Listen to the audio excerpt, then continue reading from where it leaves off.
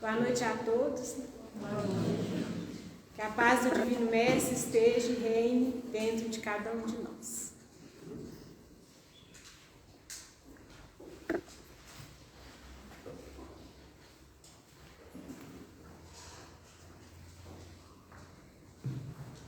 Eu tirei hoje o estudo de hoje, baseado no livro O Segredo das Bem-aventuranças, de José Lázaro, esse livro aqui. Então, a gente tem no Evangelho de Mateus, capítulo 5 a 7, tem aquele item que todo mundo conhece, né? Bem-aventurados os misericordiosos, porque eles alcançarão misericórdia. Essas palavras estão no Sermão da Montanha, né, que é considerado uma obra-prima, que são as falas de Jesus. A grande alma da Índia, Mahatma Gandhi, que não era cristão, ele afirmou uma vez, né, que se todos os livros sagrados da humanidade se perdessem, e só salvasse o Sermão da Montanha, nada estaria perdido. É porque lá no Sermão da Montanha, quando Jesus subiu ao monte e pregou, né? Então ali, se a gente conseguisse seguir todos as palavras, os ensinamentos de Cristo no Sermão da Montanha, nada estaria perdido, né? A gente já estaria fazendo o correto. No livro O Evangelho segundo o Espiritismo, Kardec afirma que reconhece o verdadeiro espírita pela sua transformação moral e pelos esforços que emprega para domar suas inclinações más.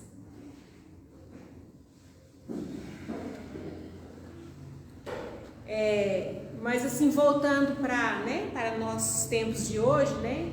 Reconhece-se o verdadeiro espírita. Não, reconhece-se o verdadeiro homem de bem. A gente pode trazer essa fala para o verdadeiro homem de bem, né? Que qualquer um que preocupa com a sua transformação moral, né? Ele educa sua alma para a salvação, né?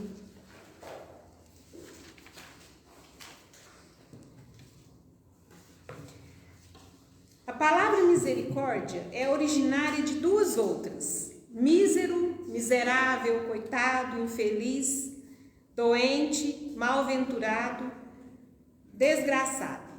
E cordis, do latim, coração. É sentir a miséria pelo outro em meu coração. Assim o misericordioso tem o coração voltado para os míseros. Aquele que se sensibiliza, chora e tem compaixão com todos os necessitados, sem distinção, posição social, raça, cor, sexo, nacionalidade, entre outros, procurando aliviar-lhes os sofrimentos, quer seja do corpo, quer seja da mente, quer seja da alma. Por isso são bem-aventurados os misericordiosos, porque se compadecem de todos. Então, a gente, nesse item, lembra a gente, né, que para a gente ter a misericórdia, ser um verdadeiro misericordioso, a gente tem que se compadecer, né, dos bons, dos maus, dos justos, dos injustos, né? Dos ricos, dos pobres. A gente tem que procurar entender que todo mundo tem desarmonia íntima, né? Todo mundo tem a sua fraqueza de alma, né? Então, a gente procura ter misericordiosa por qualquer pessoa, independente de qualquer coisa, de posição que a pessoa ocupa. O misericordioso está sempre disposto a auxiliar o próximo, por sentimento de amor, sem esperar recompensa.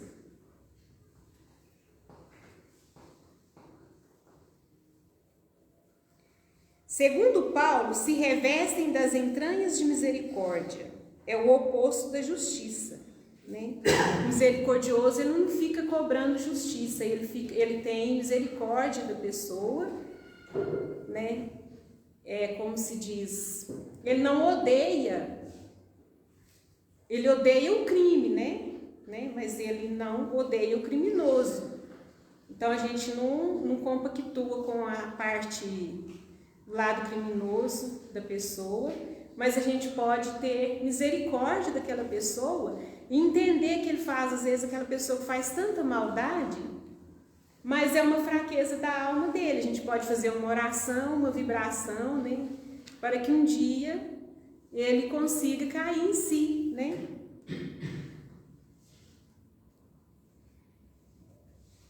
Que o serviço de quem se compadece daquele que erra, porque nele não vê maldade, vê apenas ignorância e infantilidade. Estes obterão misericórdia porque sabem distribuir servindo, sem jamais cogitar de merecimentos ou prêmios. Então a gente fazer o bem para o próximo, também sem esperar recompensa, né? Gratidão.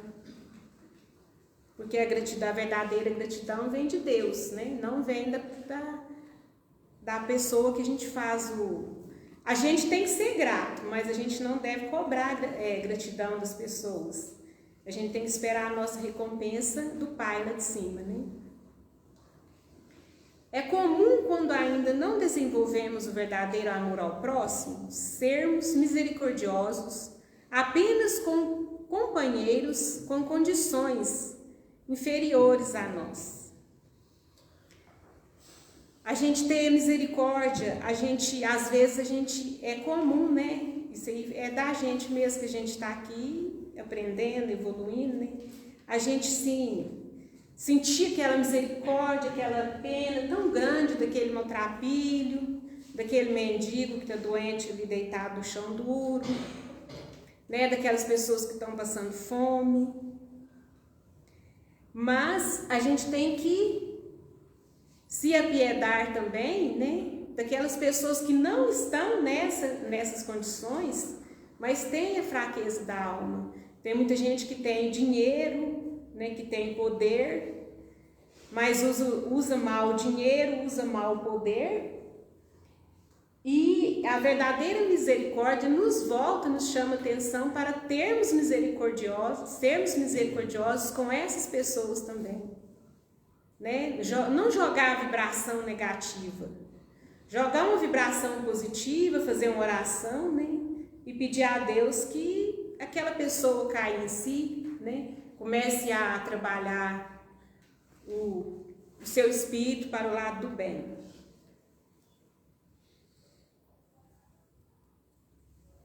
Aqueles que estão acima em posição social, em virtudes, inteligência, geralmente dada a inferioridade, torce-se pelo seu insucesso. Isso não é misericórdia. Não resta dúvida de que temos que ter compaixão aos menos favorecidos materialmente. No entanto, a misericórdia é muito mais. É a entrega à vontade do Pai. Leis divinas, distribuindo bênçãos a todos indistintamente, incondicionalmente, ilimitadamente e amorosamente. É o amor a todos sem discriminação. Há casos de pessoas que, muito embora possuam tudo em termos materiais, mas são maltrapilhos da alma, né? É o que eu falei aqui, né? Tem tudo e às vezes a gente destila assim, joga ali um pouquinho de raiva mesmo, porque a pessoa faz coisa errada e a gente às vezes não tem misericórdia daquela pessoa, porque a gente acha que ele está bem, né? Que está numa boa posição social. Mas a gente não vê que ele é um maltrapilho da alma, né? E Jesus convivia com todos, né? Jesus amava a todos, Jesus tinha compaixão por todos e frequentava, ele não escolhia onde que ele ia frequentar, né? Ele frequentava lugares que tinham pessoas ricas e pessoas pobres também. Agora eu vou contar uma história aqui do Jerônimo Mendonça, né, que hoje está no mundo espiritual, está no livro Gigante Deitado. O Jerônimo Mendonça, assim, a maioria, ou quase todos já devem conhecer ele, que era aquele que pregava, que fazia palestras, deitado numa maca, né? E ele sentia muita dor e não andava, e nem virava para um lado, nem para o outro. E as pessoas carregavam ele para ele fazer as palestras. E ele era uma pessoa muito feliz dessa forma. Então aqui no livro tem uma historinha dele. Havia acabado de dar uma entrevista na televisão, só Deus e seus mentores sabiam a dor que eu estava sufocando, particularmente nos olhos, já que a cegueira ainda não lhe atingira. O casal amigo que eu hospedara insistira com a entrevista a um canal de televisão. O marido médico passou-lhe um guento oftalmológico que lhe suavizara a dor. Na entrevista, o repórter fez-lhe a pergunta costumeira sobre a felicidade e a resposta que já se tornara praxe. Olha o que ele responde que é felicidade para ele, né, na condição que ele se encontrava. A felicidade para mim, deitado há tanto tempo nesta cama, sem poder me mexer, seria poder virar de lado. Aproveitar a chance e falar sobre o amor e o valor da vida. Ao terminar, o telefone tocou. Era uma senhora com voz embargada e agradecida que falava. O Senhor acabou de salvar a minha vida. Posso conversar em particular com o Senhor? Na casa do casal amigo, apresentou-se uma dama da alta sociedade, muito rica, que desabafou. A vida para mim não tinha mais sentido. Uma tristeza imensa tomou conta do meu ser. Nada estava bom, nada mais me entusiasmava. Tinha tudo o que queria, dinheiro, roupas, etc. Mas era tomada por um vazio imenso da alma. Ela tinha tudo, né? Que ela queria dinheiro, roupas, mas a alma dela estava vazia. Pensei no suicídio e articulei um plano. Comprei ingressos para minha família ir ao teatro. Aleguei indisposição. Ficaria sozinha em casa. Tudo pronto. Estava com um copo de veneno na mão para ingeri-lo. Quando pensei, deixe-me ver as últimas cenas deste mundo cão. Ela ligou a televisão. Liguei a televisão e o senhor, com todas as deficiências físicas, lá estava falando sobre a felicidade, o amor e a importância da vida. De súbito me despertei, senti-me envergonhada pela covardia que iria cometer. E aqui estou eu chorando de alegria, pelo conselho e o amor que me transmitiu. Orientada pelo amigo, passou a ver a vida sobre outra ótica. Por certo, foram os espíritos amigos que a inspiraram a ligar a TV, exatamente naquele momento, na tentativa de despertá-la para o ato nefasto que iria acontecer.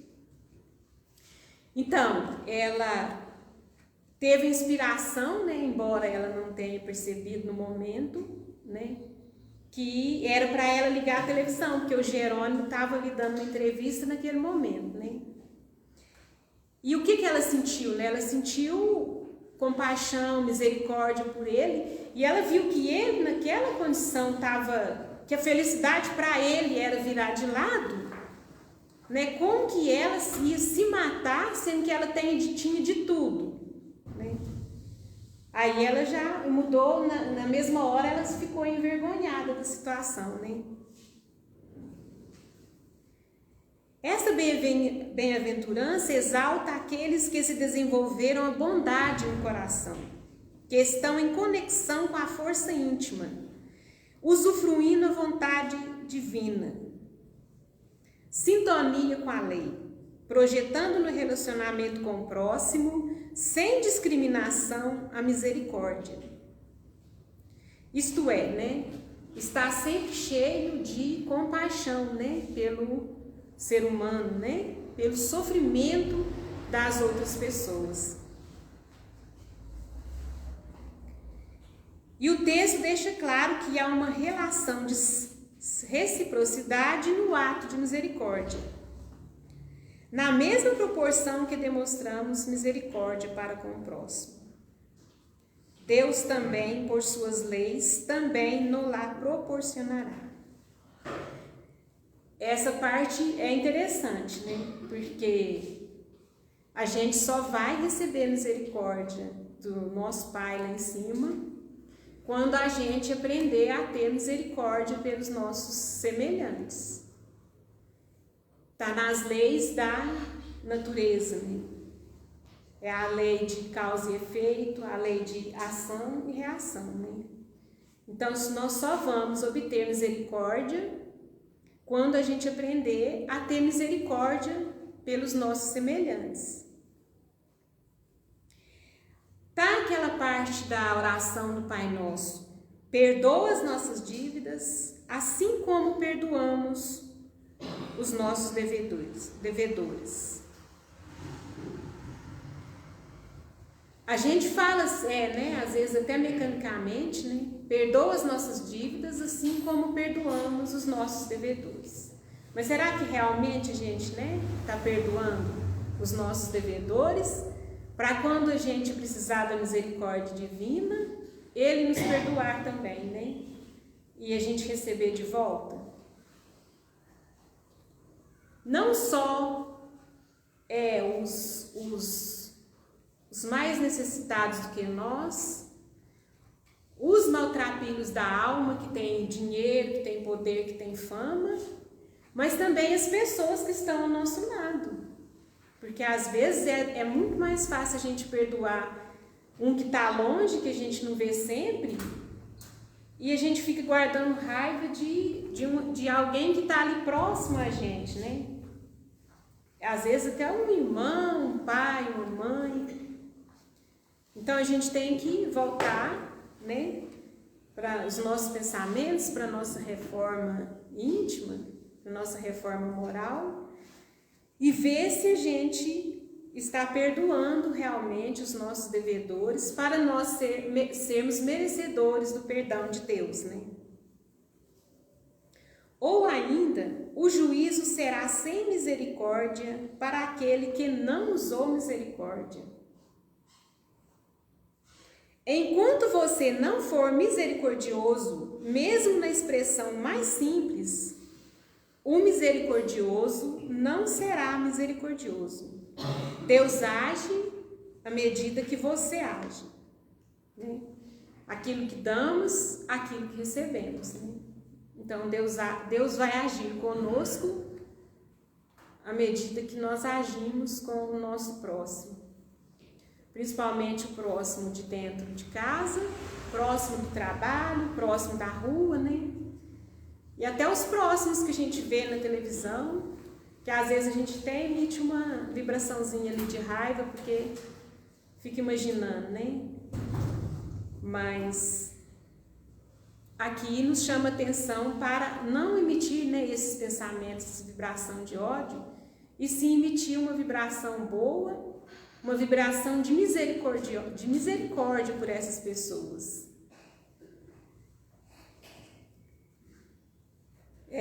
Usar a nossa bondade, né?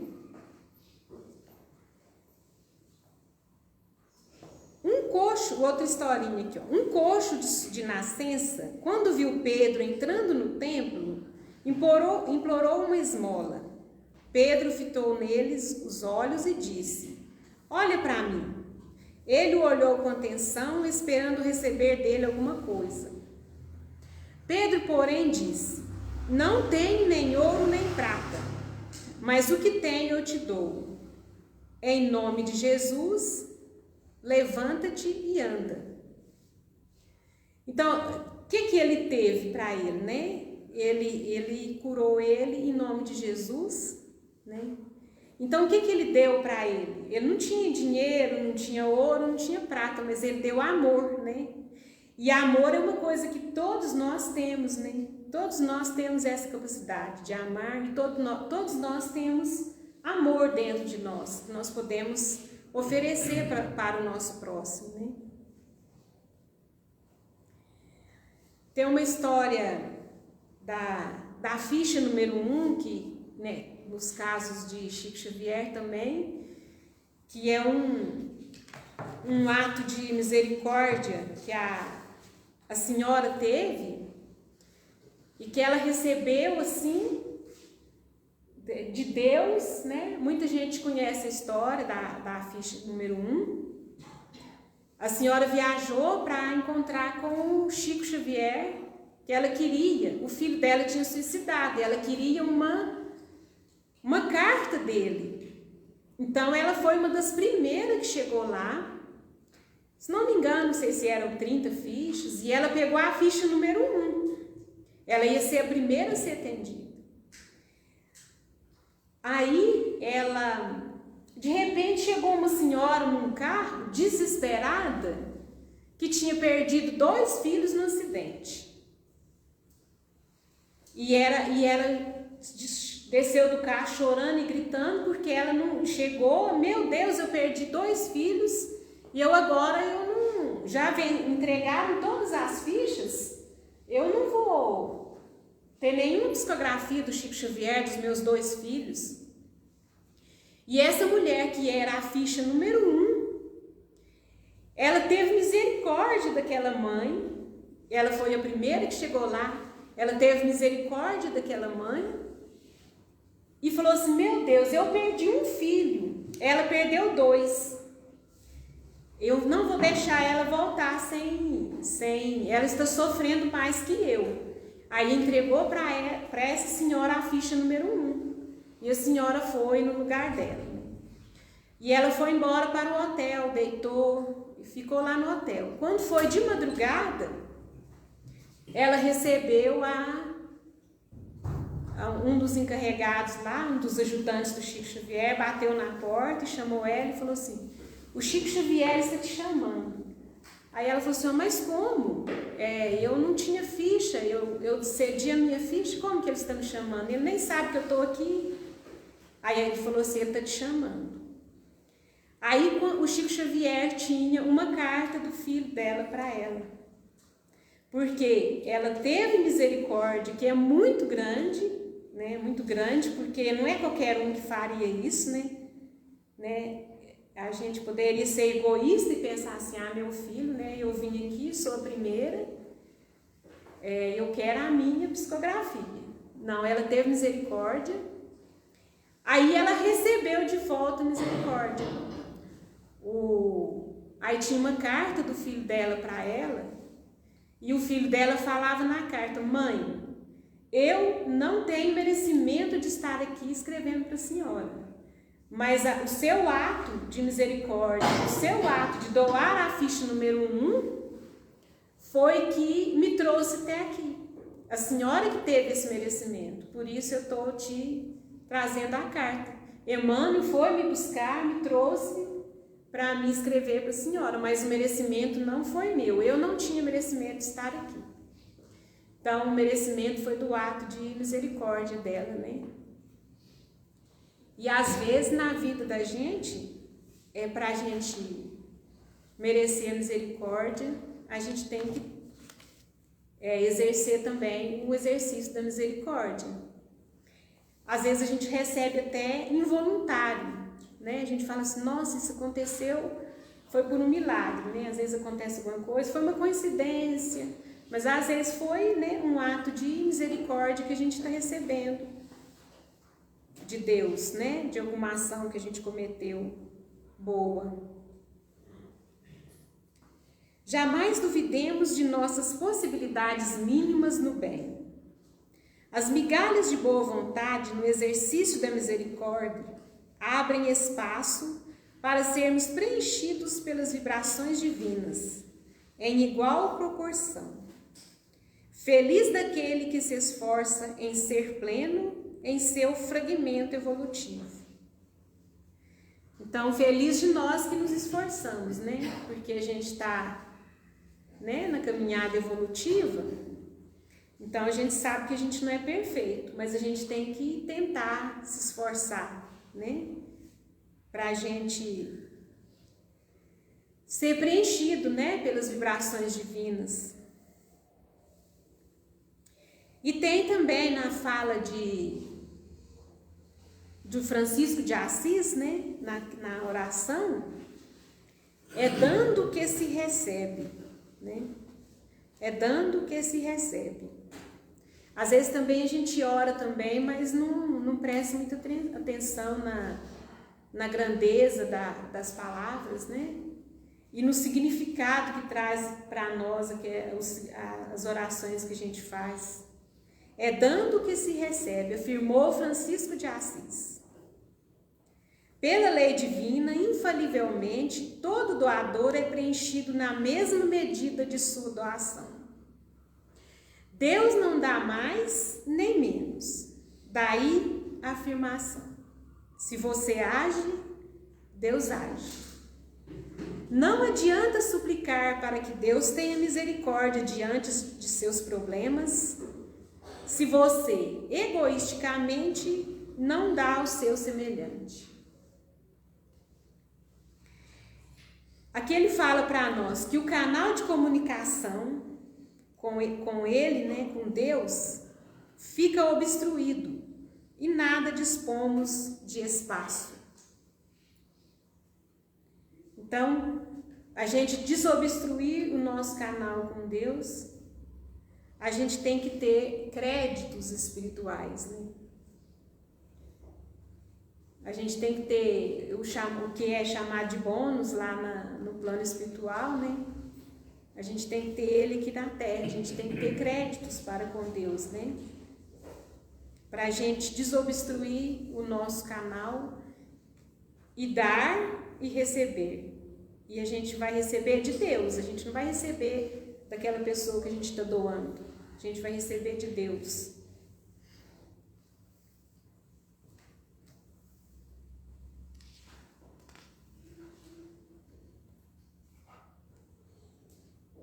É muita coisa, mas o tempo é curto, a gente tem que dar uma enxugada aqui.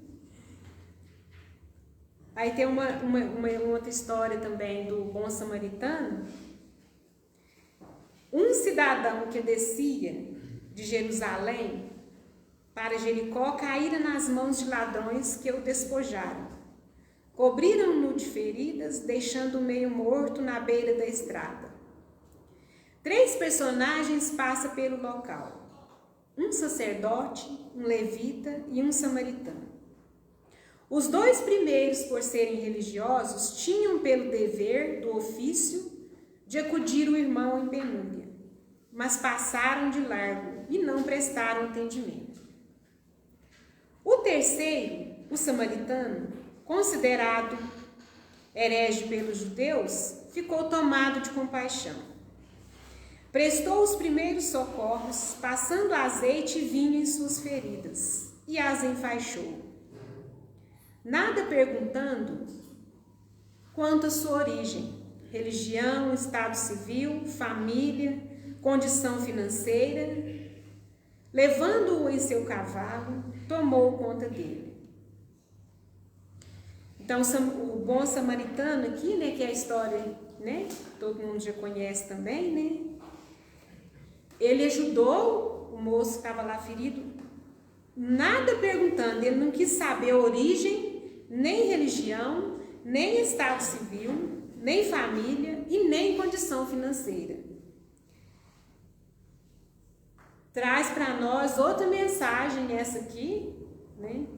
Que quando a gente também for ajudar o nosso irmão, a gente ajudar sem, né? Ajudar incondicionalmente.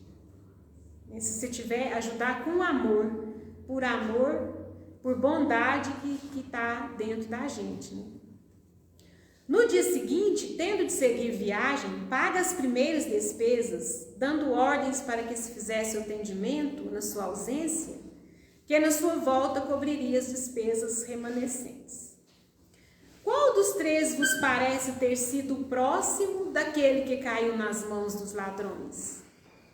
O doutor da lei lhe respondeu: aquele que usou de misericórdia para com ele. E depois, disse Jesus, e fazei o mesmo. Então, os outros, mesmo sendo religiosos, eles ficaram assim meio cismados de, né, socorrer ele, porque não sabia que religião que ele era, né, se tinha alguma coisa contra a deles.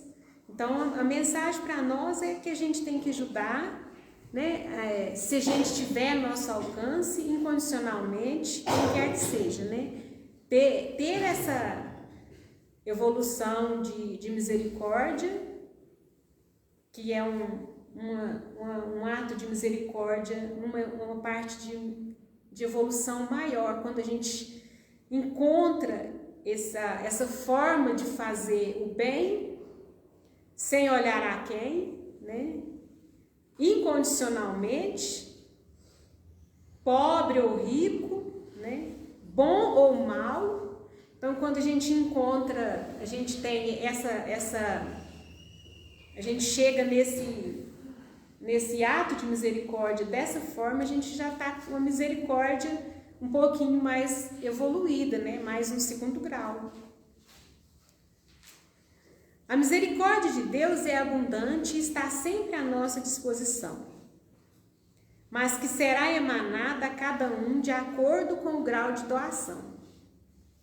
À medida que atuamos no bem, removemos as ferrugens do canal psíquico. Que são as ferrugens, né? Mágoas, ressentimentos, ódio, ciúme, né? Ganância, inveja, maledicência, nessas coisas que a gente tem. Então, à medida que a gente começa a praticar o bem do outro, a gente vai removendo essas ferrugens do nosso canal psíquico. A gente vai nos transformando, e às vezes a gente nem nota, né? Que a gente vai melhorando, né? Que a gente é como se estivesse passando uma água naquele canal enferrujado, né? Vai limpando essas fraquezas que a gente tem, né? Que está dentro de cada um de nós, que a gente está tentando aqui, né? Evoluir e nos libertando delas, né?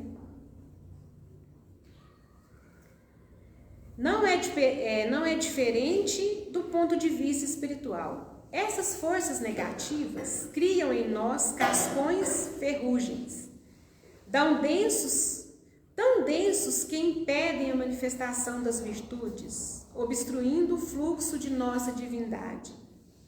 Assim, na mesma proporção que é misericordioso, eliminam-se as ferrugens maléficas e abre-se a passagem para a libertação dessa virtude divina em germe, presente no corpo espiritual de toda criatura, indistintamente. E à medida que a gente vai procurando, fazendo esse trabalho, essa reforma moral, essa reforma íntima da gente, tentando aprender a perdoar, aprender a ter misericórdia com os nossos semelhantes, a gente vai limpando, né, os canais enferrujados, e a gente vai abrindo também condições para os nossos mentores espirituais nos ajudar. Porque esses ressentimentos, mágoa, ódios, ciúme, essas coisas que a gente tem, elas acabam que às vezes os mentores espirituais, nossos anjos da guarda que estão conosco, querem nos ajudar, nos inspirar, trazer uma intuição para nós. Mas quando a gente está agarrado nesses sentimentos aqui, a gente encontra dificuldade dos mentores espirituais trazer para nós o que a gente está precisando, né? A lei de ação e reação, a lei do retorno. Então a gente tem que procurar limpar os nossos canais psíquicos com pensamentos bons, né? Nos esforçar para a gente dar abertura, né? Para os nossos mentores espirituais, que é o nosso canal, né? Para a nossa evolução, para a gente chegar mais rápido até Deus, né? Então, obrigada a todos vocês. Boa noite.